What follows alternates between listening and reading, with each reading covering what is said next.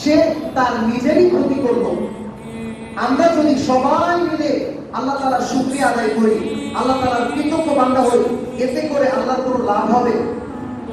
আবার আমরা সবাই মিলে যদি আল্লাহ তাআলার অবাধ্যতায় লিপ্ত হই, এতে করে আল্লাহর কোনো ক্ষতি হবে? তার মানে যে শুকরিয়া আদায় করতেছে সে তার নিজের জন্য শুকরিয়া আদায় করতেছে, অর্থাৎ তার শুকরিয়া আদায় করা তার জন্যই উপকারী, তার জন্যই কল্যাণকর।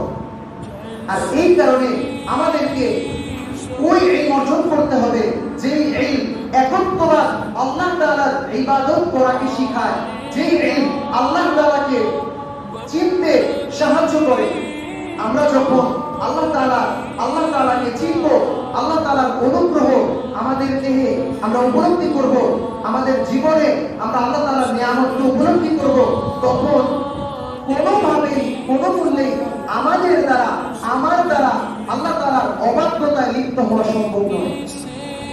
কেননা যারা আল্লাহর মুত্তাকি বান্দা, আপনি তাকে সারা দুনিয়ার সমস্ত সম্পদ তাকে দিয়ে আপনি তাকে আল্লাহ তাআলার অবাধ্যতায় লিপ্ত করতে পারবেন না। কেন? সে আল্লাহ তাআলাকে চিনে, সে আল্লাহ তাআলাকে জানে, আল্লাহ তাআলাকে সে মানে। এই দুনিয়ার সমস্ত কিছুর অপেক্ষা আল্লাহর মহব্বত তার কাছে অধিক প্রিয়।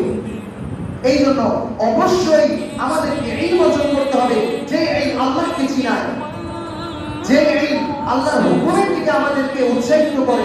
এই জন্য আল্লাহ সুবহানাহু ওয়া তাআলা কোরআন মাজিদে ইরশাদ করছেন, ফা'লাম, হে নবী আপনি জ্ঞান অর্জন করুন, আপনি জানুন, আপনি শিখুন, আন্নাহু লা ইলাহা ইল্লাল্লাহ, আল্লাহ ছাড়া কোনো ইলাহ নেই, আল্লাহ ছাড়া কোনো মাবুদ নেই। ওয়াস্তাগফির লিযামবিক, আপনি আপনার কৃতকর্মের জন্য আল্লাহ তাআলার কাছে ক্ষমা